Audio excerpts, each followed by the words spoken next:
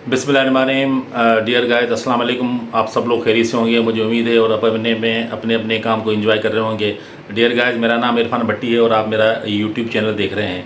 Dear guys, आज जो मेरा एक टॉपिक है वो इंतहाई इम्पोर्टेंट टॉपिक है और मैं आज उस एक पर्सनालिटी की बात करूंगा जो भी इस फील्ड को ज्वाइन करते हैं कैंडिडेट। यकीनन वो 3-4 साल बाद के बाद वो सोचते हैं कि हमें आगे बढ़ना है और हमें आगे चल के मैनेजर बनना है। तो डियर गाइस, मैनेजर बनना बिल्कुल आसान भी होता है और डिफ़िकल्ट भी होता है।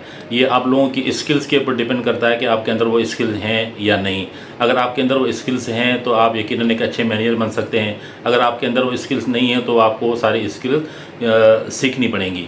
तो डियर गाइस, मेरी इस वीडियो को आप शुरू से लेकर आखिर तक देखें ताकि आप वो तमाम चीज़ें अंडरस्टैंड कर सकें।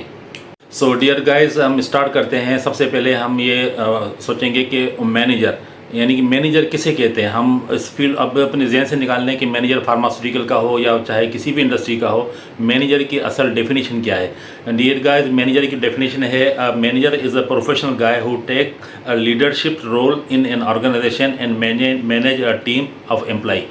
तो ये इसकी डेफिनेशन है, यानी कि मैनेजर जो होता है वो एम्प्लॉइज़ जो अपने होते हैं उसको, अपनी टीम को वो मैनेज करता है। इसी के साथ साथ उसके अंदर वो प्रोफेशनलिज्म भी होता है ताकि वो अपनी मैनेजरियल स्किल्स के साथ अपनी उस टीम को आगे लेके चले। अच्छा डियर गाइस, इससे पहले मैं आप लोगों को ये भी बताना चाहूँगा कि आप वो तमाम कैंडिडेट जो मैनेजर बनने के ख्वाहिशमंद हैं, मैं उन सब लोगों से रिक्वेस्ट करूंगा कि अभी आप लोगों की जो करंट पोजीशन है, जब तक आप अपनी करंट पोजीशन में अपने आप को मास्टर नहीं प्रूव करेंगे, यानी कि जो करंट पोजीशन आपकी सीनियर प्रोडक्ट स्पेशलिस्ट या सीनियर मेडिकल रिप्रेजेंटेटिव या असिस्टेंट मैनेजर, इसी पोस्ट पे अगर आप काम कर रहे हैं तो आपको अपनी उस पोस्ट के ऊपर कमांड लाजमी होनी चाहिए। आपको तमाम चीज़ों का पता होना चाहिए। उसके बाद आप आगे चल के मैनेजर की रिस्पॉन्सिबिलिटी को जो है ना वो हैंडल कर सकते हैं।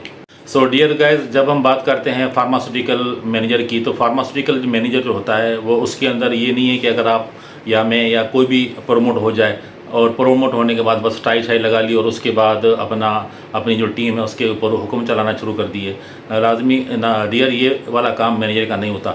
मैनेजर का काम होता है, मैनेजर कहते हैं सपोर्टिव, यानी अपने टीम को अपने साथ लेके चले और उसके साथ साथ जब भी अपने वर्कर के साथ वर्किंग करे उसको ये फील नहीं होने दे कि उसका मैनेजर उसके साथ काम कर रहा है। उसको ये फील हो कि कोई है जो मेरी हेल्प करने के लिए मेरे साथ आया है और उसके साथ साथ उनके जो प्रॉब्लम्स हैं ड्यूरिंग वर्किंग वो उनको सॉल्व करता रहे।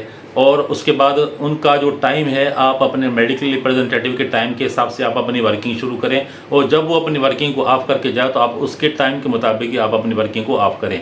फिर उसके बाद जितनी भी चीज़ें उसने जो ठीक नहीं की तो आप उसके बारे में उसको एक जगह बिठा के आप उसको गाइड करें और उसके साथ गपशप लगाएं।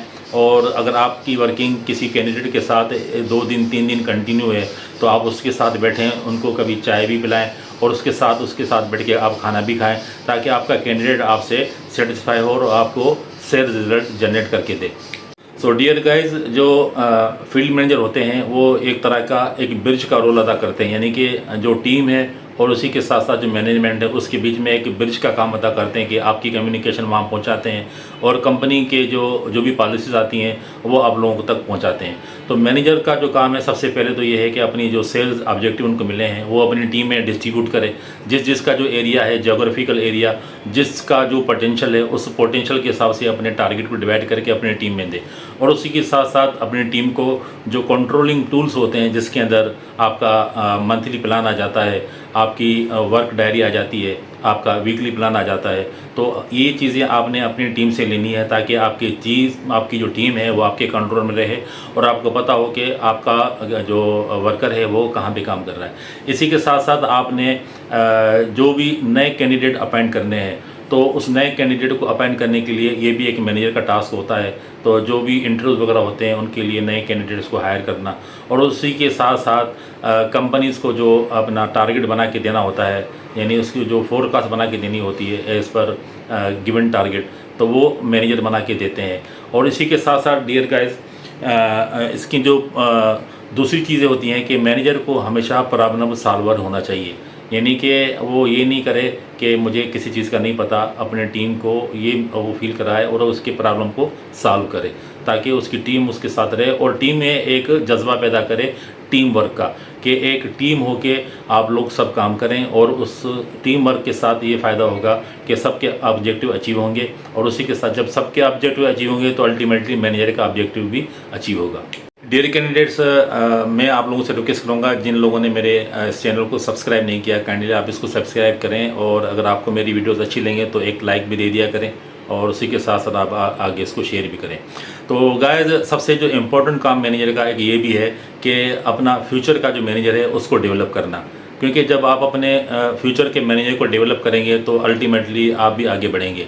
अगर आप ये सोच के काम करेंगे कि बस मैं ही मैनेजर हूँ और मेरे लड़के जो मैं कहता रहूँ वो सारा काम करते रहें, तो इसमें आपकी भी ग्रोथ नहीं होगी और आपकी टीम भी आगे ग्रो नहीं करेगी। फिर उसके अंदर आप देखेंगे कि आपकी टीम के अंदर जो एक आने और जाने का जो रेशो है, यानी कि लड़के छोड़ के जाएंगे फिर नए लड़के आप अपॉइंट करेंगे, वो सिलसिला चलता रहेगा।